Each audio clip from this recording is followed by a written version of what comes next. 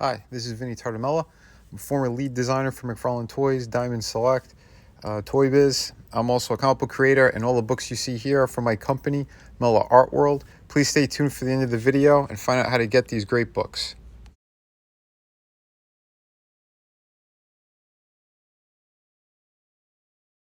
So today we have the Rocketeer from Diamond Select Toys. And yeah, this is a pretty cool looking piece. I've been a fan of this character since I was a kid. So I didn't even know that they actually made this. But I was in a Books A Million. And yeah, I saw it there. So I said, yeah, let me snatch this up. And yeah, we're going to be reviewing this one. I think the boxes are way too big for Diamond Select. It's my one gripe. But the design itself is okay. Like the way they did the lettering and, you know, kind of keeping with that retro look and feel for the time period the character's supposed to be from. But yeah, overall, pretty neat. Not too bad. But, you know, my only gripe is how oversized these boxes are. But I think it's also because they want to try to charge more. So they think a bigger packaging, they could do that. It's a kind of a scummy tactic that a lot of toys companies do. But anyway, that aside, we'll jump into this one. So here he is right out of the box with the regular likeness that he comes with. I think that likeness is pretty damn awful. But yeah, it's probably one of the few times you're going to see it in this review because I am not going to be using it on this figure. It just, the eyes are way too big. It's cartoony looking. And it's kind of funny too because the company that made this was Gentle Giant. And they were known for doing real scans, you know, almost close to 20 years ago. It's how they kind of started. They had those machines that, you know, the first ones that were doing real scans. But it's ironic now that they got into actually making more toys and the likenesses are off. But anyway, granted, you know, was that movie like 25 years old or something? So obviously they can't get the actor back to do the scan. But either way, first impressions are the figure's, it's got a good kind of solid feel to it. Yeah, not too bad. Okay, let's jump into the accessories what this guy comes with. And you know, it's a pretty decent kind of selection. So you do have these effects that you could put on the back of the rocket, which are pretty cool. You just plug in, you know. Oh, by the way, the backpack does not come off of this guy. So yeah, I don't know if they just kind of glued it in or whatnot. I didn't want to try to rip it off, but yeah, just kind of be careful as you're putting these in. But yeah, it looks good. You can kind of spin them around if they're a little bit crooked and kind of straighten them out properly. But yeah, not too bad. And then he comes with this bigger effects piece, kind of the big blast lift-off that also works as like a display stand. So I thought that was pretty cool. And yeah, it is translucent, kind of that clear plastic that they also painted. So you could shine a light under it and it'll look really good. So you could put it on either way, like this, or you could flip it around. Both work. So it just kind of depends how you want to pose it. But yeah, all in all, it looks pretty cool. I dig those kind of pieces. So yeah, good job on that. Well, since we have a close-up here, you can see the good texture on them. You know, plenty of nice detail. The jetpack looks fantastic. You know, pretty nice. So yeah, this piece kind of comes off, and you could swap it out so that he has like kind of like that lapel folded over. So not too bad. But I'm not going to be using that one. It's not as flush as the other one is to the body. I mean, you could probably heat it up and bend it a little bit more so it's more snug if you do like that look. But yeah, so you got options, and options are good. So he comes with a bunch of hands. This one is hand for a gun, and it looks like they were probably told not to put a gun in this packaging. And we all know he gets like that kind of that Luger in the movie. But yeah, he's supposed to have it, and they didn't put it in. So that sucks. His other hands look pretty good. He comes with just a regular kind of swapped out gloveless hands. I guess it's to hold the blueprints for the rocket itself. And here's that horrible likeness. It is pretty damn terrible. I don't know who it's supposed to be. Paint job is just hideous. Yeah, it's garbage. But I didn't get it for the head. I got it for the figure itself. So here's the blueprints that it comes with, which are pretty cool. You know, just like from the movie. So that was nice. Not too shabby. Okay, so for articulation, he does have a ball joint in there. So you could go side to side. Goes down about that much. Goes up pretty good. If you keep going, though, it'll just pop the head off. So I wish they kind of used a slightly better joint for that. But not too bad. Arms go all the way around. He has the upper bicep cut. He's at double hinge for the elbow. His wrist turns and has a hinge, which probably have to heat this up a little bit because, yeah, it's a little bit tight. But all in all, it's okay.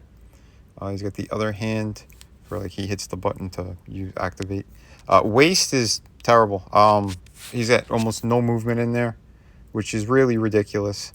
Splits are fine, but I can't stand that kind of robot joint for the crotch area. I think it's terrible.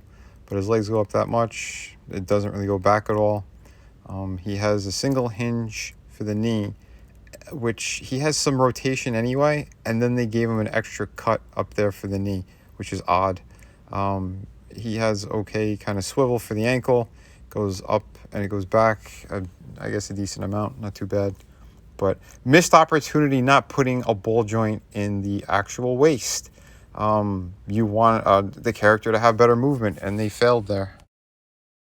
So here he is straight up and down with the helmet on, kind of like, you know, the final look.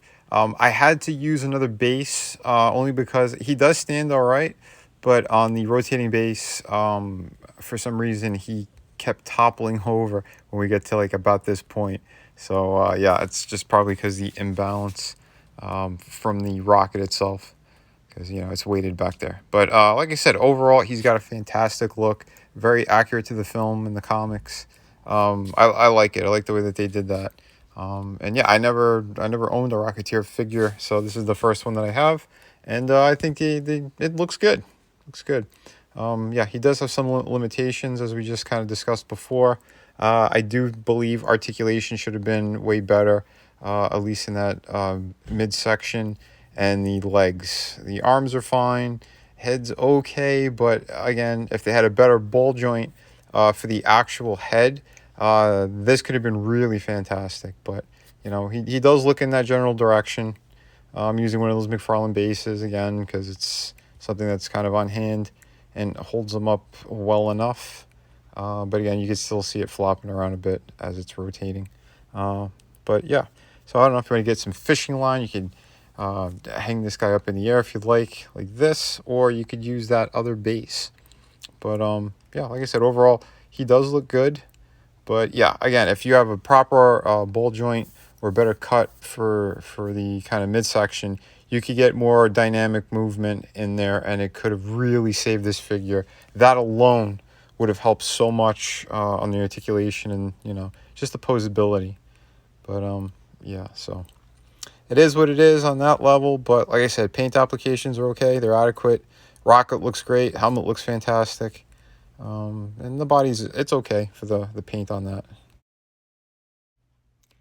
There's another bit of, you know, kind of a dynamic-ish pose you could do. But again, it would have been way better if they also added the that gun, that German gun, the Luger, because that's what he was supposed to have. And I think it was Disney saying no, because I'm pretty sure they have final say on that since it is one of their movies. I'm pretty sure. But yeah, and that sucks because I know Warner Brothers as well. I know, like with all the kind of DC figures, they're not allowed to add weapons anymore, like no guns. They could have swords and stuff, but again, that's so bizarre. But anyway, yeah, here he is with that other base. Like I said, that looks pretty cool. I do like that it's, you know, it's its own kind of dynamic stand as well. So that's pretty cool for a figure that's kind of like in the 6 to 7 inch scale. But yeah, like I said, never had him before, and I do like it. Even with the limitations, it's still really cool. It captures the character in a really good way, I think. But yeah, let me know what you think in the comment section as well. Do you like the Rocketeer? Do you enjoy this figure? Yeah, I'm always curious on stuff like that. But yeah. like I said, the paint job is even pretty nice on the kind of bottom of the base. You know, it's not too bad. So here are some close-ups of the figure. Well, photos of it so you could get a clear look. You know, nice HD quality for you. And here he is next to a Marvel Legends figure. Yeah, so they're about in the same scale. So yeah, you could even set him up with the Marvel Legends if you'd like. And yeah, there you go. He does have a slight bit of height again because I put him on a base so he doesn't fall over. But yeah, there you go. There's a Hugh Jackman Wolverine, side by side with the Rocketeer. So yeah, pretty cool. Not too bad. Like I said, I have some gripes with the figure, and it's again the kind of ugly joints by his legs and the lack of movement in the waist. But yeah, this figure could have really been something special. Anyway, I did grab one of the Deadpool guns, and I put it in his hand. I don't have a little Luger, accessible at the moment. Although I believe Doctor Doom comes with one, so maybe we could recreate that. But anyway, yeah, so he's kind of, I try to get close to the pose that he's kind of known for, in the comics and in the movie and whatnot. But yeah, there it is. So like I said, wrapping up on this one, it's a pretty good figure, but it could have really been way better. I wish that they had thought of, better articulation, and, just posability in general, because the arms are fine, but yeah, that midsection and legs, they needed to fix. But yeah, other than that, not too bad. Oh yeah, and yeah, the head likeness was terrible, just garbage. But yeah, so let me know what you think of the figure. And remember, keep an eye out for Shadow of the Kraken. It's going to be ready in the first quarter of 2022. And yeah, again, I hope you guys enjoyed this. And remember, be kind to one another, be kick-ass while you create. And yeah, I'll see you next time.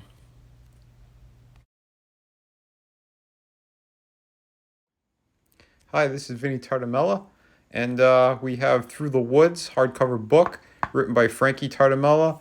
All the artwork is done by me. It's a beautiful hardcover book. Take a look at this fantastic artwork. This is 98 pages, ghost story. I think everyone's going to love this thing. It's amazing. And yeah, we have another fantastic project here, City of Venus. I wrote this one. I did all the artwork on it. Another fantastic project. I'm going to be putting a link in the description to all the videos. And yeah, so please check this one out. And thank you very much. Both of these books are available right now and they ship immediately. So yeah, take a look at the size difference as well. One's more in a European format and the other one's like a standard comic book. And we also have two beautiful art books here, volume 1 and 2. These are 52 pages each. And it just has just a whole bunch of different stuff in here, from your favorite characters, pinups, yeah, pretty much everything, and the kitchen sink. So yeah, these are also available, and they're on the City of Venus campaign.